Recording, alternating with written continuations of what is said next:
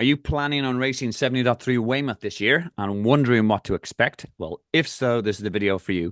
Because in it, I'm going to interview an experienced coach and who has intimate knowledge of the 70.3 Weymouth course and get you all the answers to the questions you have. But how are we going to do this? My name is Steven Moody. I'm an Ironman U certified coach, but more recently, I'm a YouTuber who does race reviews of 70.3s and full distances race around the world. And how do I do that? I do that by connecting to really cool coaches and race organizers, race announcers around the world, and I just grill them with the questions you have. Is it a wetsuit legal normally? Is it a road bike, TT bike course? What's the run course like? So that's how I do it. And today, I am absolutely delighted to have Kyle Bateman, from the UK, who is very familiar with the 70.3 Weymouth course. So I'm going to get Kyle to give us a bit of a background on yourself and how you know this course. Hi, Stephen. Thank you very much for inviting me on your show. As I am been a cycling coach for about 10 years now. Um, I'm just about dipping my feet even into the water of triathlon coaching, as I'm just under training to start with the UESCA coaching program. But I take a lot of my in-depth knowledge from my sports science degree that I did previously, and personal training background that I come from. Cool. And you've got good knowledge of 70.3 Weymouth? Yeah, I raced it in 2023. I train down there quite a lot of the time because it's quite a good location to go down to practice open water swimming, and the bike course is fabulous.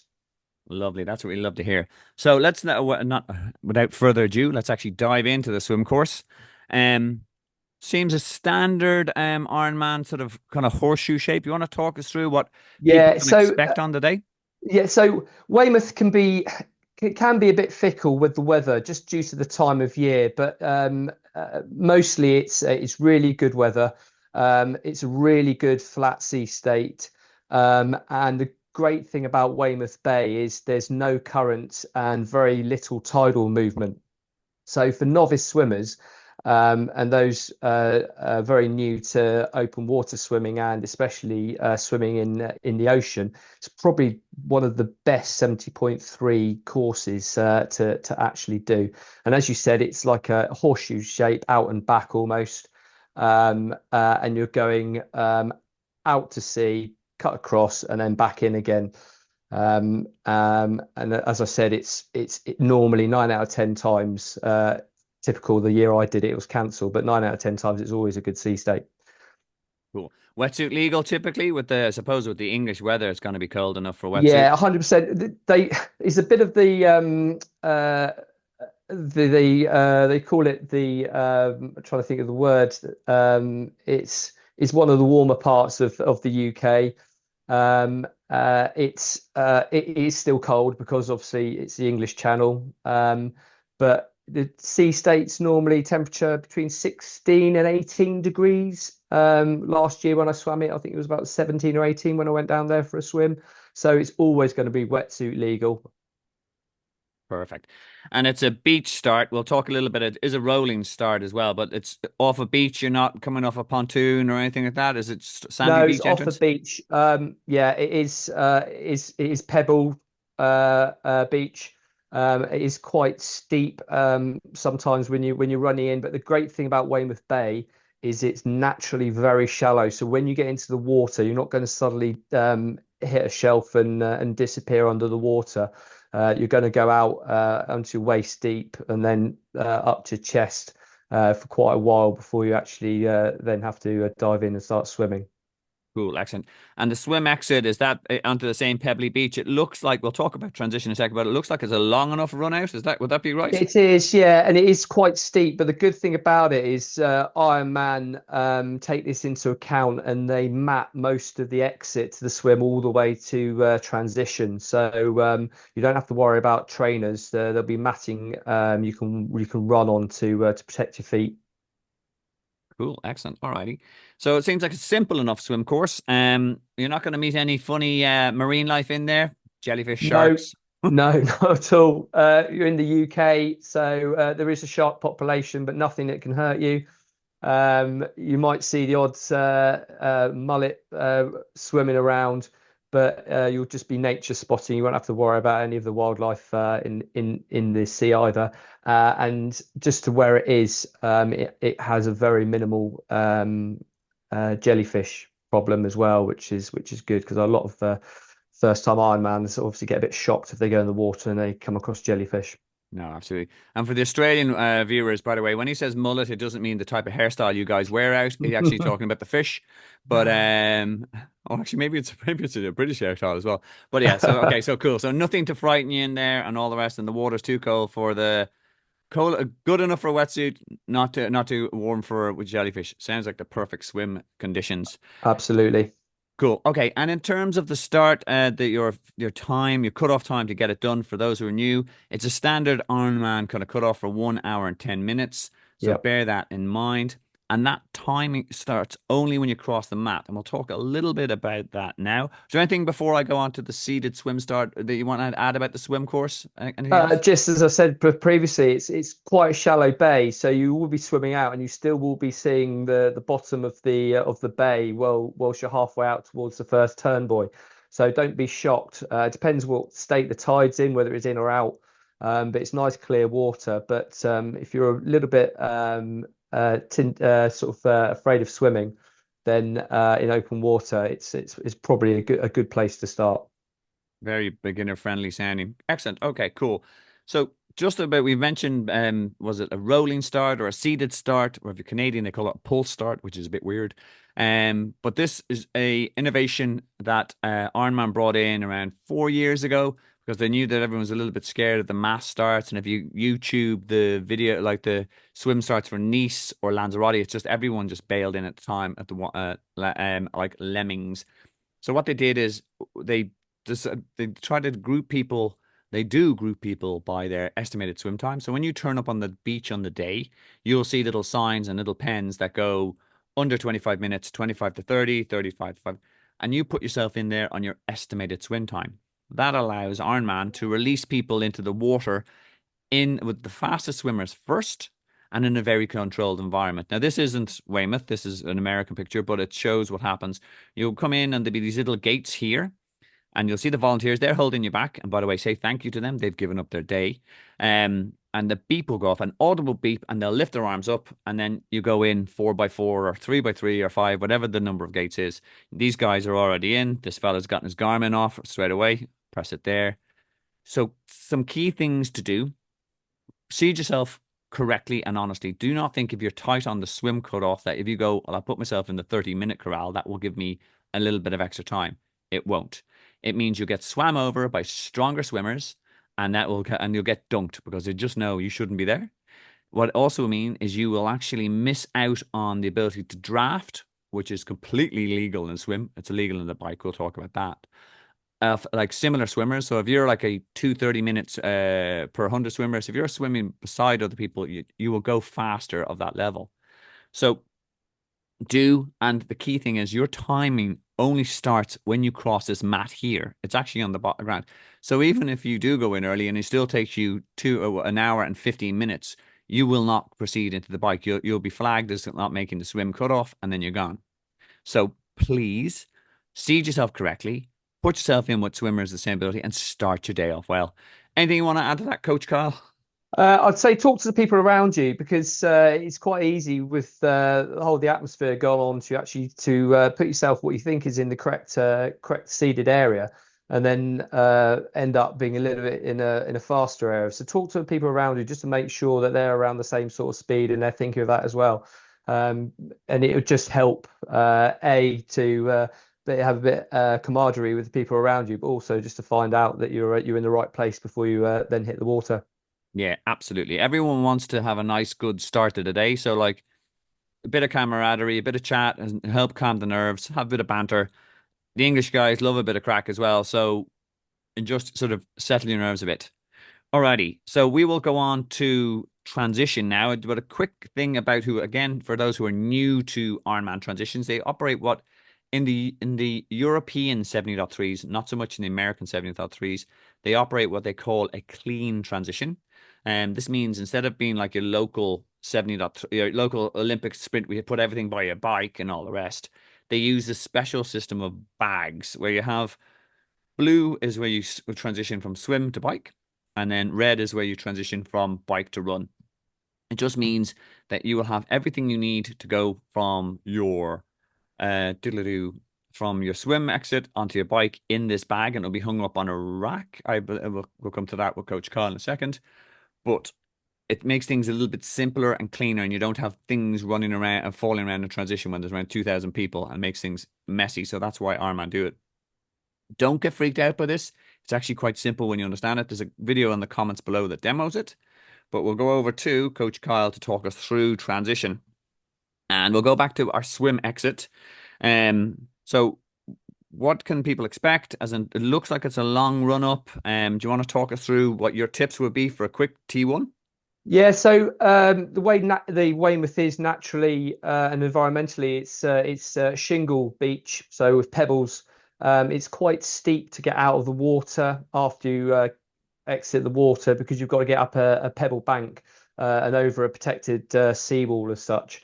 So Ironman are kind to you. They actually put matting down, so as soon as you get out of the water, you're running on carpet or astroturf. I can't remember quite what it is. You'll then have to go across what is a closed road because there is a road that runs across between transition and the swim exit, and then you'll be fine. You'll be running along a bit of matted concrete again towards the changing tents, as I call them, where the transition bags are.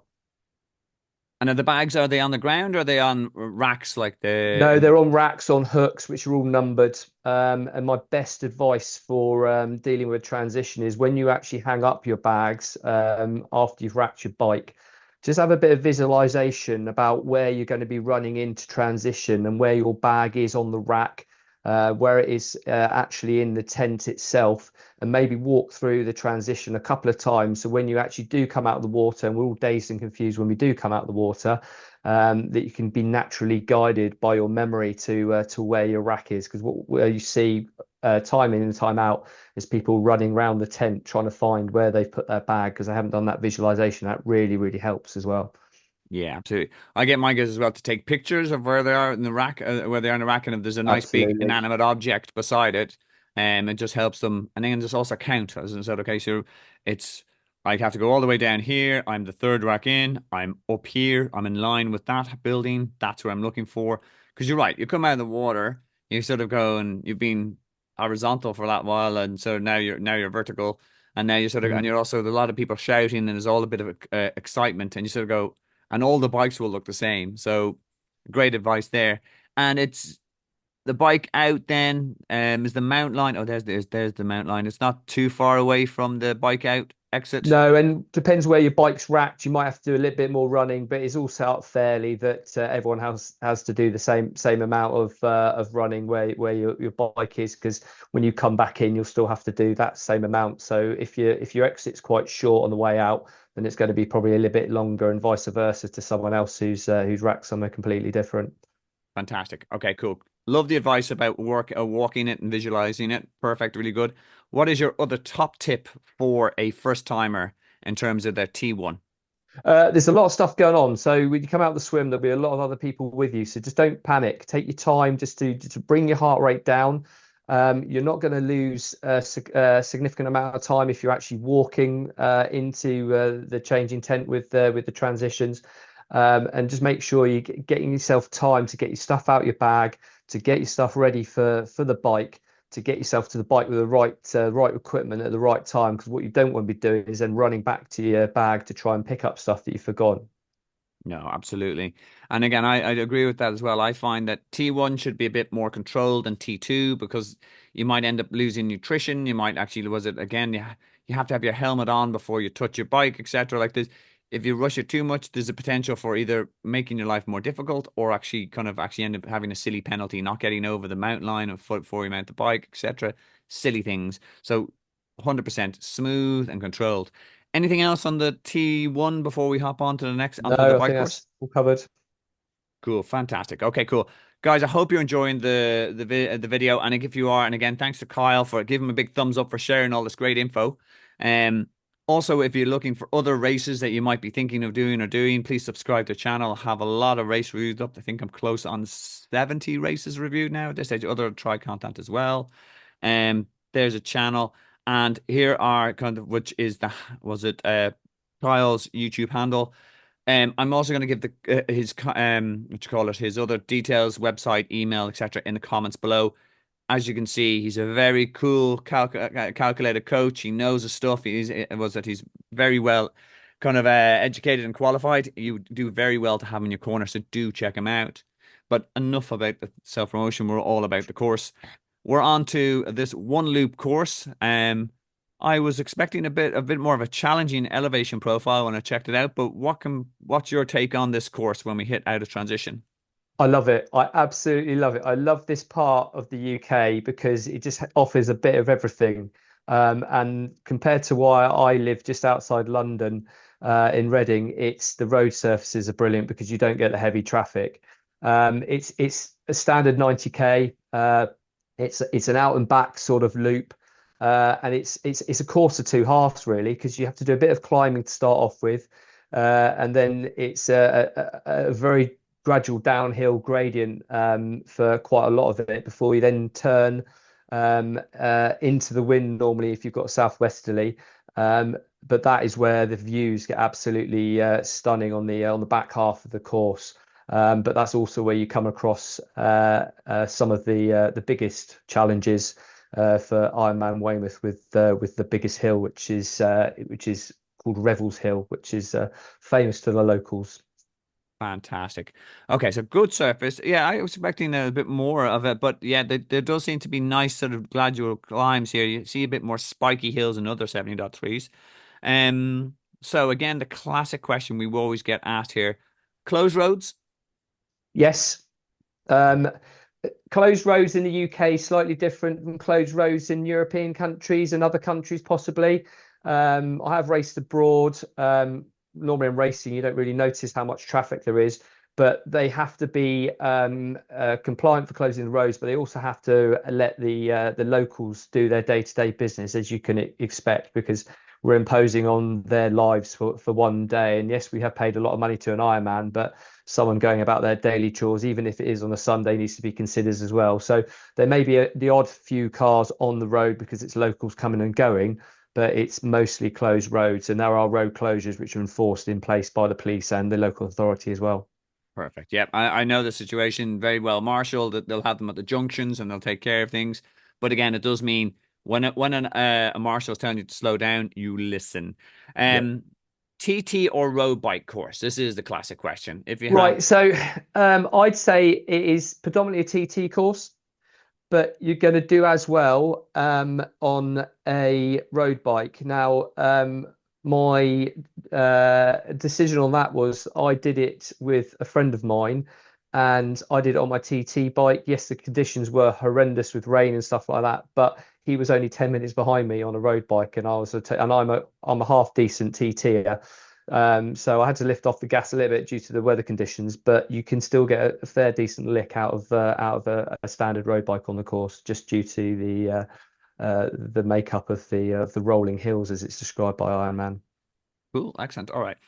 It does, yeah, yeah, it looks like a nice little piece of England. Anything else you want to share with the guys? We'll talk a little bit about aid stations in a second, but they anything else Two on the notable course? climbs you've got White Horse Hill, which is the first one after you come out of Weymouth. It's 1.8k, about 4.7%. I'd say to people, once you come out of transition, you need to do a bit of feeding before you then start your bike, because you've come out the swim and you're a bit in deficit with your carbs. It's to feed on White Hill. You're not going to lose anything. It's a gradual gradients. Road surf is absolutely perfect. So when you first feed, I'd do it up White Hill, which is, I said, it's only 1.8k into it. You'll hear a lot of rumours about Revels Hill from the locals, and if there's a Facebook page for Ironman Weymouth, which is an unofficial one, not set up by Ironman themselves, that the locals run, they'll put a lot into Revels Hill. Now, if you're used to climbing hills, it's not that bigger task, but If you're riding something very small cogged on the back, you are going to struggle because it does have a bit of a punch, and the average is 6%. So just be wary of your gearing for that one. But that is the only real hill towards the end of the course itself. Excellent. Okay, cool. Aid stations, where you got them, looks at around around 18 mile.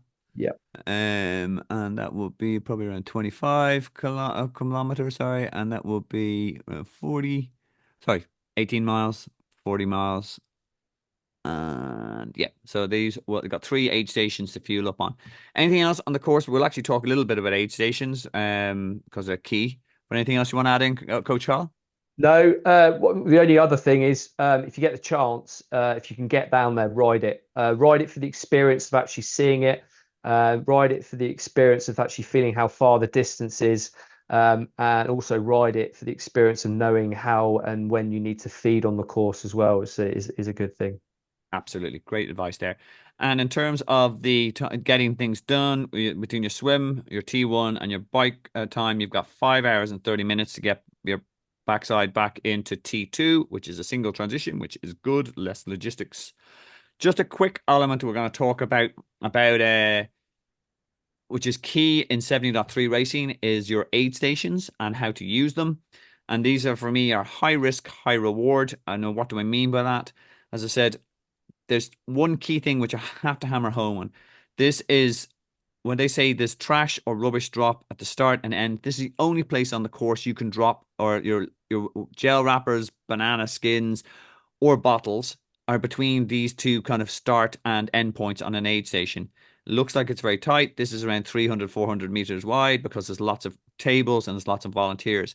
But if you do that, it means that Ironman can come along and clean up and as if they were never here. So we keep Weymouth nice and clean, and then Weymouth will invite us back and we can get to race again.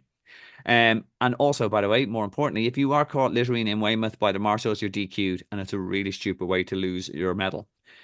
But in terms of the how the Ironman aid stations are lined up, they are water, ESO, which is precision hydration, and they're handed out in 70, 50 ml bottles that do fit into a standard bottle cage. Morton gels are still there, Morton bars, fruits. Sounds very grandiose. It's bananas. And then there's a second chance of was it precision and water. There's lots, and I'd say when I say they're high risk because there's lots of moving parts in an aid station.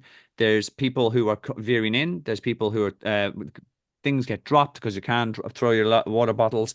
People knock water bottles out of volunteers' hands. So do have your wits about you. Do communicate. Do say, listen, coming in to the aid station, shout to your fellow bikers. And then also shout to politely shout to the aid station volunteers, looking for water, looking for water. Make eye contact, slow down, grab the bottle, secure it, and put it in. And then when you're coming out, again, guys coming out, and out you come. That means you reduce the risk, but you get the reward. Because in a 70.3 race, you do need to fuel, you do need to hydrate. And there's no point in having a very light bike if you've got 14 bottles on it, which I see in races all the time. Use the aid stations, they're there for a reason, but just be aware of how they operate. Um, Anything you want to add on the aid stations there, Coach Carl? The volunteers, the aid stations, are normally triathletes themselves, so they know what you're probably going to look at. They're normally 9 out of 10 times they're switched on, so they'll see that and hear that what you want as well. I personally, I don't think you lose much by actually if you have to stop and unclip. If you're using clipped pedals, just to take the water bottle, put it in your holder, and then push off and cycle off again, you're going to lose very minimal. And as Steven said, it just makes it a lot safer by doing that rather than trying to be a pro triathlete or cyclist that we all want to try and aspire to, missing the water bottle and having a disaster. So just take your time, Yeah, best and way. typically these aid stations are at the top of hills because Ironman don't want you going in at 100 miles an hour at the bottom of the descent. So they're you're not exactly, you shouldn't be going at 40k an hour anyhow. But you're right. As again, and if you are completely new and this is your first 70.3, you are completely entitled as long as you communicate that you're going in to stop and tell I'm pulling in and you're aware of people behind you. It's the safest thing. So no, good advice there. Again, there's sort of If you're uncertain about how to use an aid station, how it works, I've got a video in the comments below that shows it and demonstrates it. And just to back up Kyle's point, you said we all want to be a pro triathlete. I have this great video in there of where a pro triathlete knocks 4 bottles out of the hand in the T100. So even the pros can get it wrong if they don't slow down, talk to the aid station, talk to the volunteers, and do it right. But we'll make you better than that pro by watching that video. Um, all right, we'll move on now. So we're back to T2 when we transition from our bike to run. Again, the bag system works. Now it's our red bag, bike to run. And in it, essentially, this is where you put your helmet, you get your shoes out, your shades, etc.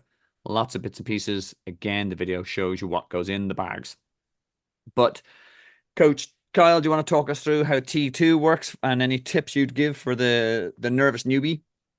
So it's going to be a little bit of a longer run for this one as you come in because they're going to get you to do probably a bit of more of a loop of where the bike racking is as you come in from the dismount line to where your bike's actually racked. So it feels like you're on your feet for a little bit longer than you would have been in T1. Again, visualization comes into play here. So when you've gone around, when you've racked your bike, visualize going into T1, but also visualize going into T2 and coming out of T2 as well, and where your bike's racked. Because what you don't want to be doing is running around the outside of where the bikes are racked and then having to run around again because you miss where your bikes are racked as well. So Steven said, take pictures. That's a great idea as well. Visualize it. Just make sure you've got it absolutely perfect. So when you do come in from the bike, I know everyone will be thinking, I'm exactly the same with thinking about, right, get out to the run as quick as possible. But just remember where your bike is because you can quite easily, because there's so many bikes, they'll all be the same colors. It's so easy just to run past where your bike should be mounted. So taking your time is the key. Yeah. Once you've racked your bike, then you're going to be going into the changing tent. Again, T2 exactly the same, a little bit quicker because you've got less to think about. But the main thing I would make sure you've got your fuel. If you are carrying fuel for your run, make sure you've got that all sorted before you go. Because the last thing you want to do is go out on the run and think, I've left all my gels, all my chews, whatever you're using, I've left them in the bag and I really need them. And then you have to be dependent on the aid stations. We all know aid stations are good, but they might be the same brand that you're using. Your gut might not be resistant to them. So just take your time in the second transition before you then go out on the run. Once you've done all that, the run out actually onto the road where you start running again. It's a fair old bit of a distance you've got to run, but you have enough time to and be guided by volunteers showing you the way. It's very hard to get lost on these because there's so many barriers around. And it's a straight out transition, turn left, and you'll be running up towards the end of the bay for your first lap. Yeah, no, absolutely. Again, visualizing key things. As said, make sure you're completely stopped your bike before the dismount line. Back to Coach Kyle's point, make sure you visualize, because it'll feel different because you were coming this way beforehand. Now you're coming down this way, but your main landmark shouldn't change. And take your time getting the bike rack before you actually take off your helmet, or else that's another potential silly penalty.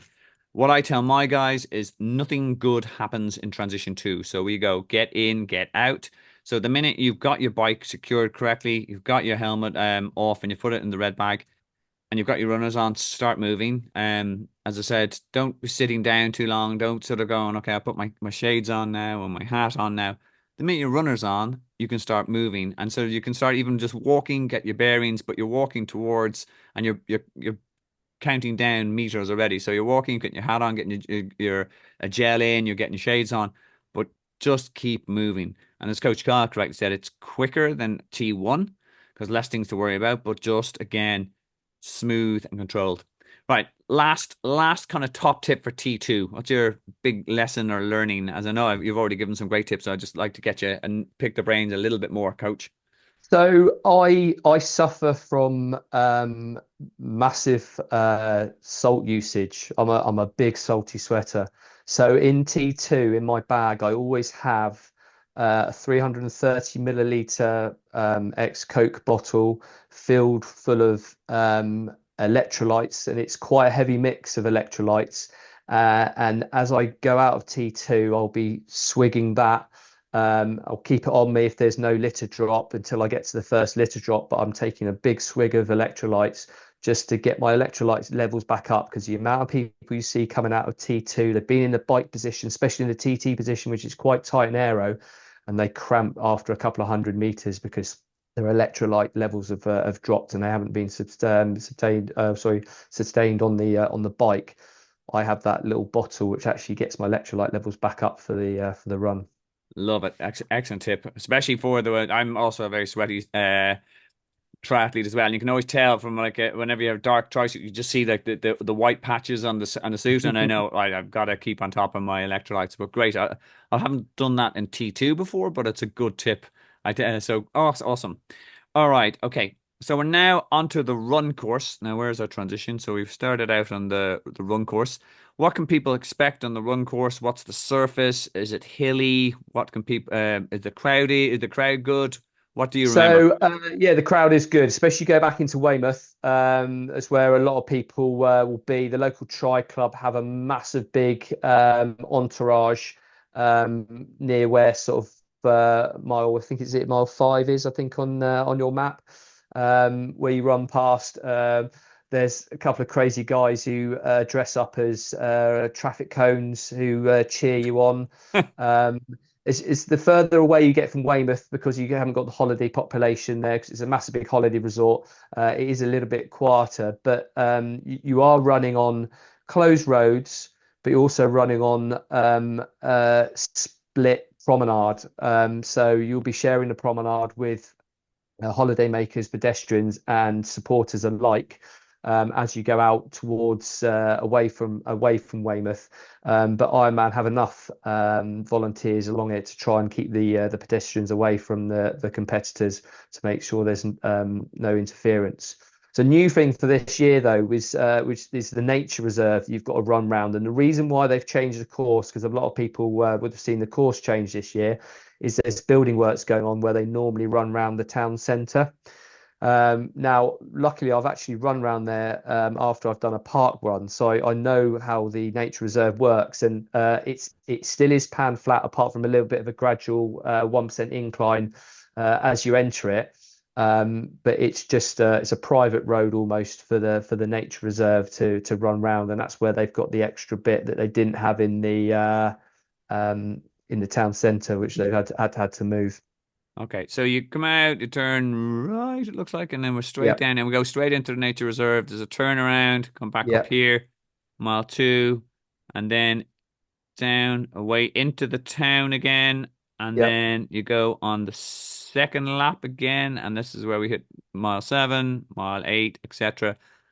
And then on the final turn here, then we turn in here to for the finish when you've done your 2 laps, yeah?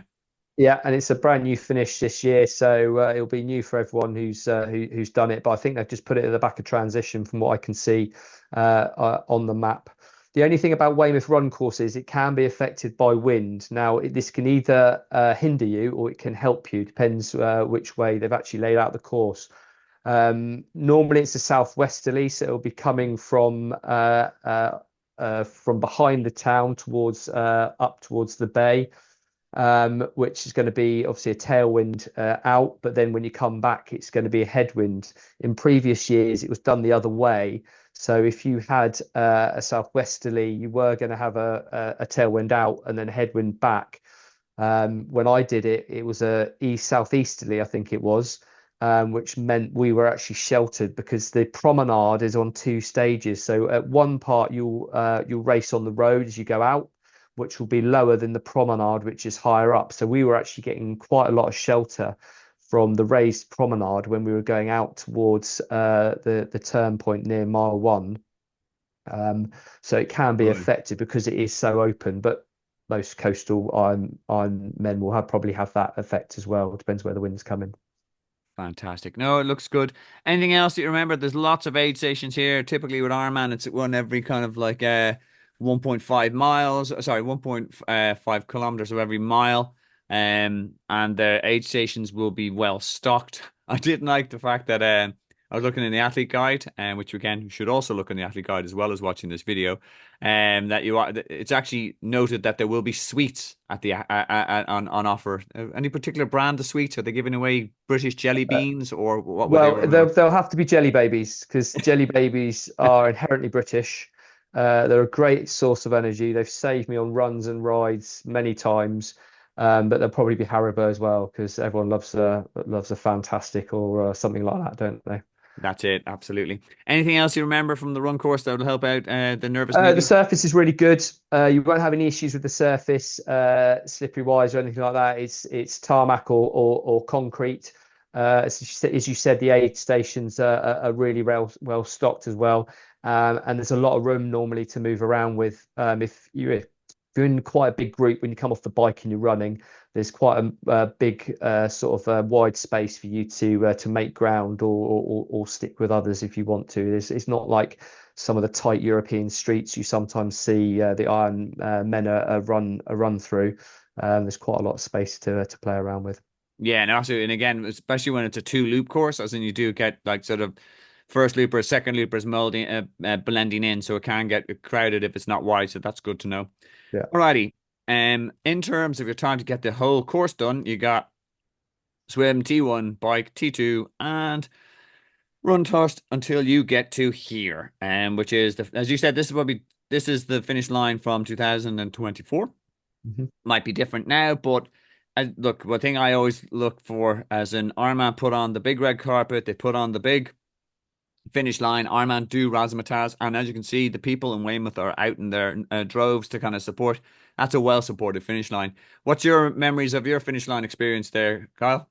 Very wet and very relieving when I saw the finish. But if it hadn't been that wet, I think there would have been a lot of there was a lot of people milling around to do finish, and there was still a fair cheers every time an athlete went over the finish line. So a lot of people persevered the typical British weather to watch the athletes come across the line. But it is a good environment to race in. The people in Weymouth support it wholeheartedly. People take time out of their day to come and watch it because it's set in the books in the calendar now every year. So the locals will come out and cheer you, and you'll get tons of people that you won't have a clue who they are, cheering you. Kids along the side of the road with the power up and the high fives signs there as well. So it's very motivating for when you're going for your final lap towards the finish line. Yeah, brilliant. It does look good. All right, we'll talk a little bit about the key event timetable, and just key things to remember. Pull this from this year's athlete schedule. So you can register on Friday or Saturday. Opens at 11 o'clock on Friday or 8 o'clock on Saturday morning. Athlete briefings will be on Saturday. Do take advantage of these because, as much as this video is helpful, I do highly recommend you read the athlete guide when it formally comes out and you attend an athlete briefing because things change with Ironman in terms of the road closures might get affected or they might need the way you keep up to date on that is not via Facebook, not via your mates, was it rumors? It's actually just checking out the athlete briefing. You put too much time in it not to take not to pay attention to that.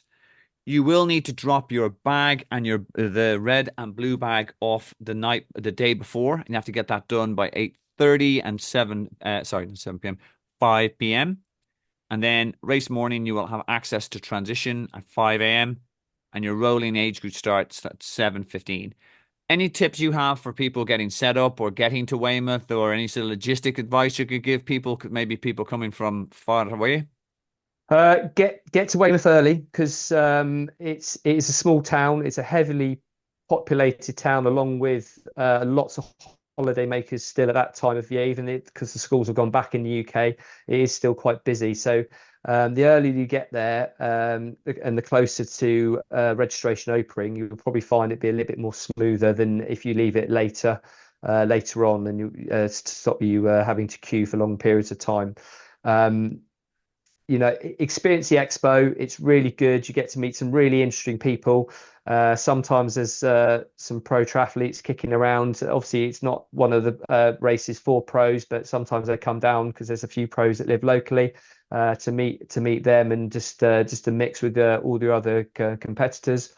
And as Stephen said, go to the athlete briefing, because it was at the athlete briefing we had a sort of inkling that stuff might happen on the Saturday when our swim was cancelled, because they saw the weather coming in, but they weren't going to cancel it until the last minute, because weather in England can change very, very quickly. So, but we got a lot of useful information. I think there was a slight little diversion on the bike route the year that I did it, which they gave us a heads up on the actual athlete briefing. And race morning, get yourself there nice and early, because by the fate of the gods, something might have happened to your bike. Your bike, well, tire pressure might have gone down overnight for no reason at all. You might have had a little technical on your bike, or your run shoes might not have been done up as you thought they were. Take your time to get there early, so you've got plenty of time to deal with any mishaps or anything that may occur. Um, Plan A never goes to plan. You always have got to have a plan B or a C. So the earlier you get there, the more you can deal with. And the good thing is all the volunteers are there to help you, and there's always people with tons of equipment, tools, and stuff if you have any issues to deal with. Absolutely. Now, I always say to guys, like, two reasons why I get to transition early. One, you're not going to sleep well the night before a race. No one does. You get your best night 2 days before. And then also, as in transition is actually quite a magical place on the nerve. Like, there's just a weird energy, but a great energy. And again, talk to people. If you are that person, if you're kind of one of my racing mates, he goes into his own little world. I'm very, I'm very extrovert and I have to talk to people. I love chatting to people. It calms my nerves down.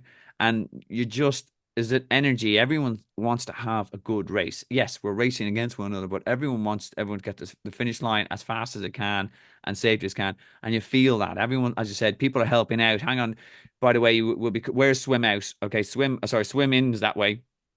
Where are you gonna? What do you think about the weather? La la la, and like, have those conversations. It will help you and it'll help others. Play it back, play it forward. Karmatically, you will have a better race. Any other last minute tips before we wrap it up there, Coach Kyle? No, one of the only things is that where the accommodation is in Weymouth to where the actual start and transition is, everyone's walking the same way. So even at 5 o'clock in the morning, we were quite far out, but we were walking in, you sort of pick up, and by the time you get to the start finish line, you end up being with a mass of people and have started talking to people, and it's a good sort of group experience. I must admit, when I did my first Ironman, it was in Frankfurt, and I had this weird experience where we were going to transition at 5 o'clock in the morning, and we were walking to transition, and at the same time, a load of German lads who'd been out in the beers the night before, walking towards either home with traffic cones on their heads. We were there with our wetsuits, and we were looking at them as if they're nuts, and they were looking at us if we were nuts, and went, actually, we're probably both right in this. It's an Um, eclectic mix of people just clashing, isn't it, at that time in the morning? Well, it's the only time you did, like, it was this weird hour. But again, as I said, there's lots of people in our kind of community. You're the people who are raring to go. Right, guys, just a quick one to before. If you are interested in any other questions, there's Coach Kyle's email. Post questions, the video. Myself and Coach Kyle will have a look at it. And we'll make sure there's any questions asked. And with that, I am just going to stop sharing the screen. I'm going to take moment on behalf of myself and the viewers to say thank you so much to Coach for actually taking the time, sharing all this info, which has been brilliant, bloody good, as the English would say. And just as I said, it's just great to have this insight. Anything you'd like to say to the viewers before we wrap it up there, Coach? Enjoy your Ironmans this year. Enjoy them. That's what you're there to do. It's a lot of hard training. Enjoy the experience, and best thing possible to do is enjoy the after bit as well. As soon as you cross that finish line, you've achieved what you need to achieve, and just enjoy it. Yeah.